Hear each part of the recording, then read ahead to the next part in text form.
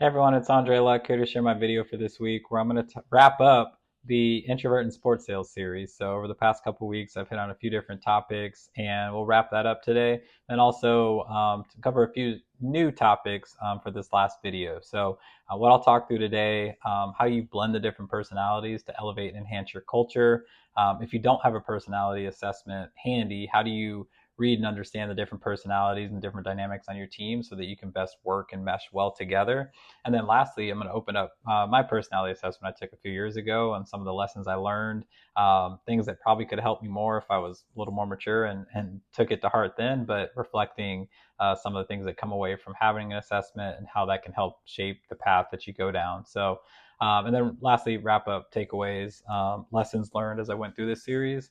And some of the feedback I got as well. So starting with the culture piece, I've talked on culture before and how important that is to build a strong, thriving sports sales team.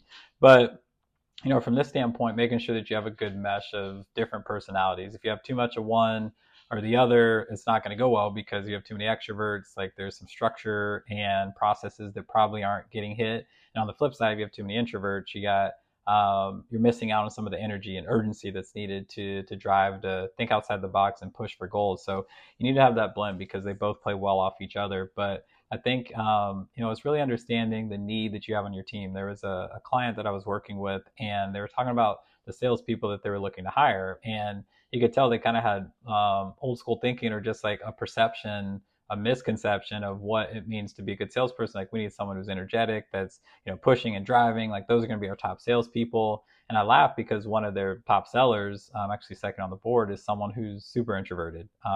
Very quiet, very thoughtful, asks good questions, analytical, but very organized with the process and listens. And that's one of his strengths that really helps him have success. So, even people that are vets who've had a ton of success throughout their career have this misconception of what it means to be a good salesperson. But I think it's understanding the dynamic that you need, whether it's the role that you're looking to hire for, or maybe the balance that you have on your team. If you got a bunch of extroverts, maybe you need an introvert to add some consistency and some steadiness and some calm to the team. And on the flip side, if you have some people that are maybe a little more reserved or introverted, you need someone who's going to mix it up a little bit and stretch them and push them that's extroverted. So just thinking through that and how that dynamic can build and elevate and enhance your culture. It's like with anything, just making sure you have a good mix of all different types of backgrounds, personalities, nationalities, depending on the market that you're in. Those are all keys to success when you're building a sales team, specifically within sports.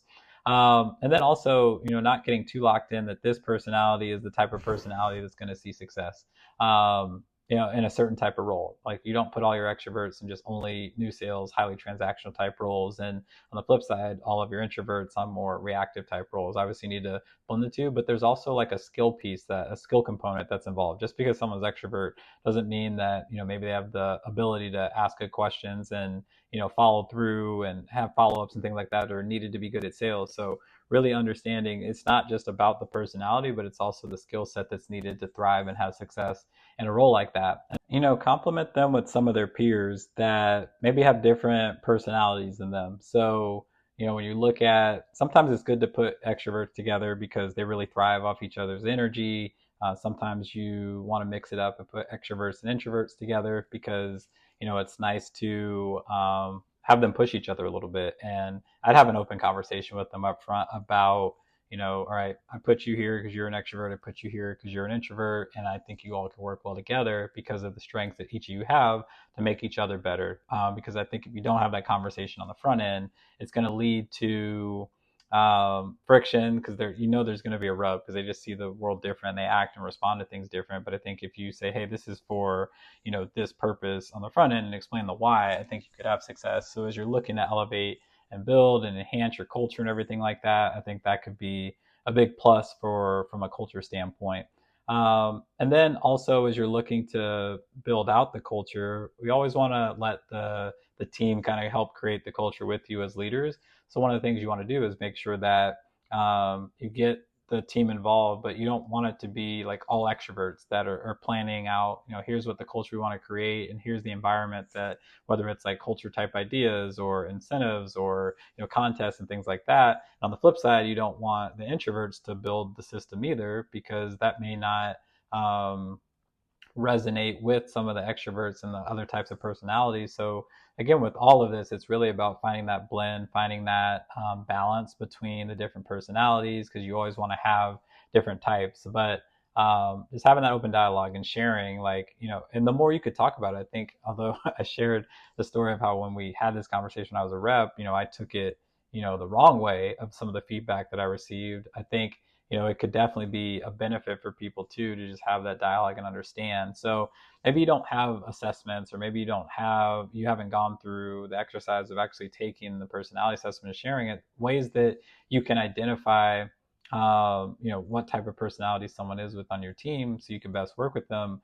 So if somebody who needs time to process things, or they're a little quieter in meetings, or they're really deep in thought and like they like to do work kind of individually, it's probably an introvert. So just knowing how they operate and how you the best communicate and work with them, that's good for you to know and just see that on the front end. And then same with people that they have to talk things out to get their thoughts out, and they look for recognition, they seek it, they thrive it, they get energy from being in groups and social settings. Like, you got an extrovert that you're working with there, and then somebody who kind of flexes between the two. I've actually had a lot of people reach out and say, hey, I think I'm an ambivert, because I like to be introverted at times, but also in certain situations I'm more extroverted.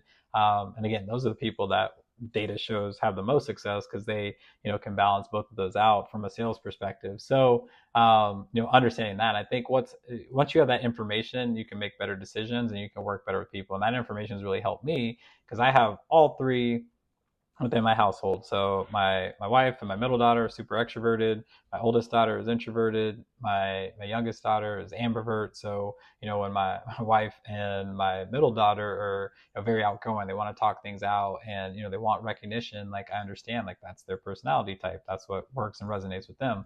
When my oldest daughter is more introverted and she's kind of keeping to herself, and wants to go off into her room, doesn't mean necessarily she's mad at us. Maybe she is, but I know, okay, that's just how she recharges her batteries, and that's how she gets energy.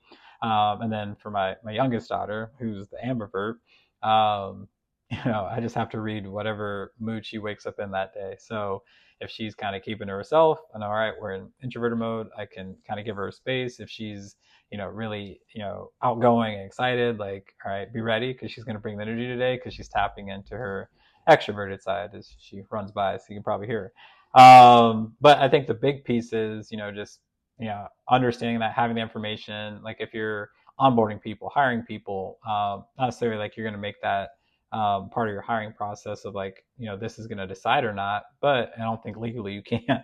But understanding, asking questions through the process. How do they handle problems? How do they energize their batteries? Like, how do they handle certain situations? That gives you cues and clues before this person starts. So from day one, you can start in a good position with that person and know that, all right, this is the best way to lead that person or work with that person, instead of waiting 3, 6, 9 months and then having to learn, like, oh, I've been leading this person that way, but this is actually who they are. Like, once you have that information, you can just know better. So what I'm going to do now is open up and share some of the takeaways from an assessment I took. I want to say it was early on in me being a vice president. So it's called the DISC assessment. And so Eric Thomas, I'm a big fan of him. They really actually took the DISC personality assessment and rebranded it to what they call the flight assessment. And so what they did is took the different personalities, the D, the I, the S, and the C, and translated that into something that people could relate to. So taking a flight. So